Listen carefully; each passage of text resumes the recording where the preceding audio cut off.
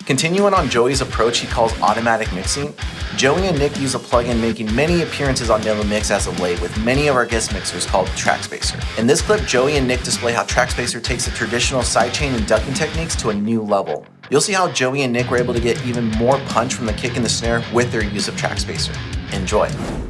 And then we have this thing called the Trackspacer blips. And let's talk about how we made this and what it is. Yeah, so I have to unfreeze it real quick.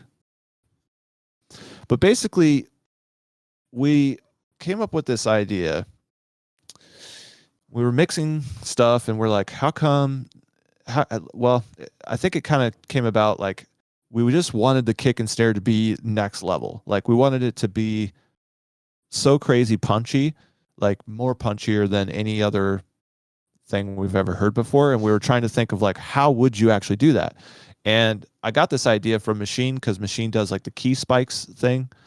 So this is kind of our own version of doing key spikes, but without having to actually like do it the way that he does it. This is more of a processed way of doing it. So it's what we do is we take the kicks and snares and we feed them into a processing chain. Or actually, are you doing it different? I'm just doing it with a single drum shot for each thing. It doesn't really matter what kind of sample it is, as long as it's kind of got like a tick at the beginning.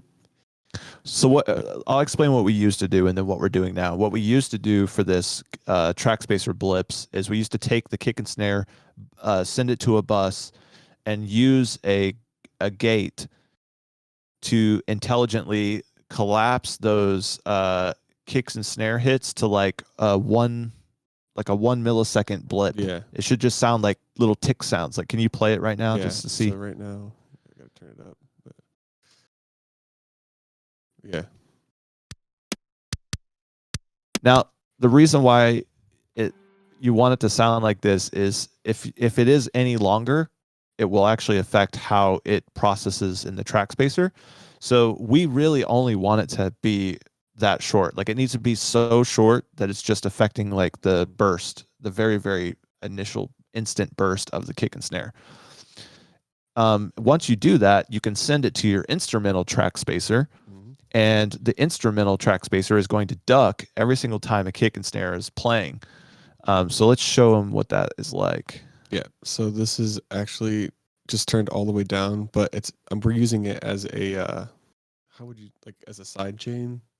So you don't hear it in the mix, even though what we just played has sound. It makes some sounds. That's not playing back in the mix. All it is doing is I just turned it up for you guys to hear. It's feeding sidechain into the Trackspacer to tell the Trackspacer what to do. So you don't actually hear it, but what you do hear is Trackspacer ducking. Yeah. So I'm gonna play both just to show you guys. And then open Trackspacer. So we got.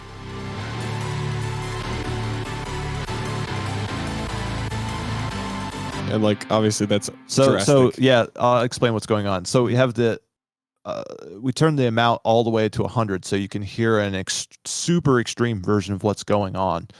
And we'll play that for you again in a minute. But in the actual mix, we're using more like what 4-5%? Yeah, something like that. We use a much lower percentage because it's a very subtle effect. Yeah.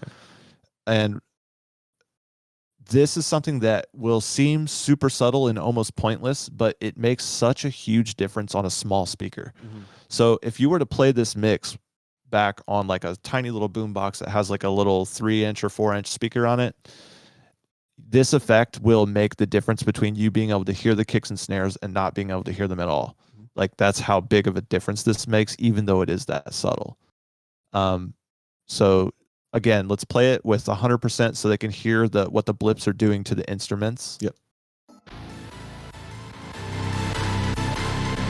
And then try muting that real quick just to show. Yeah, and this is without it. Without it. And then turn it on. Yeah. Show it again.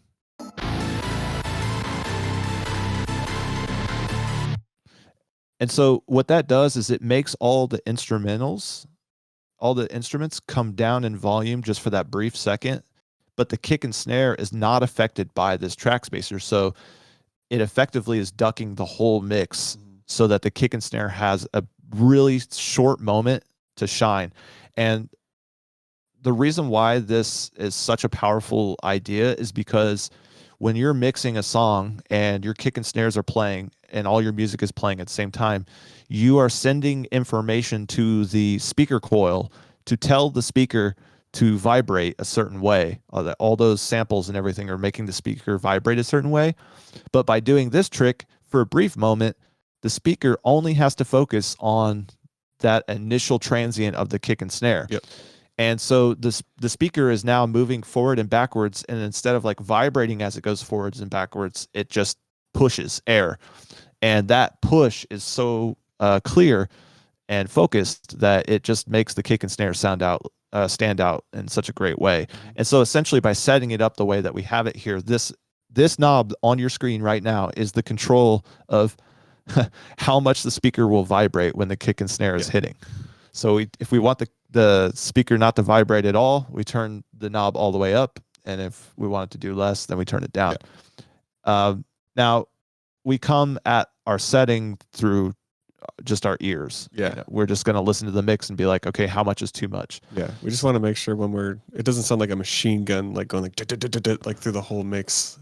Yeah. Like so there's double kicks playing. So let's show them how we would actually adjust it. Like we'll play the whole mix and we'll put it all the way at 100 and we'll just bring it down to see what that sounds like. I'm actually going to play the breakdown because it's easier to tell. Well, yeah, we'll play the breakdown because it's...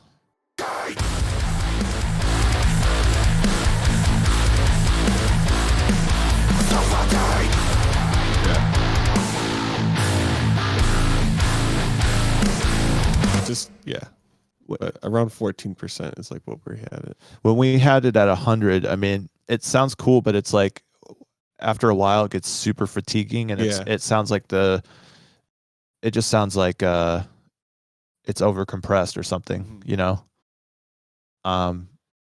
So that's one way that we use this setup, this routing and this plugin to basically make our drums more competitive than anyone else.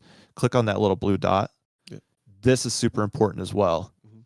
In the advanced panel, you need to have it set like this. So the attack is all the way down and the release is all the way down. The reason for this is that we basically just want this plugin to be reacting to the input as quickly as possible. If they could recode this plugin and give us a 0.0, we would use that.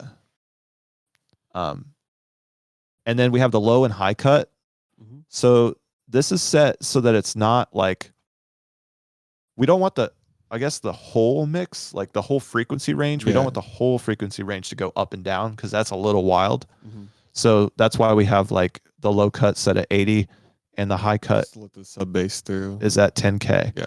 So nothing above 10K is affected by this and nothing below 80 is affected by this.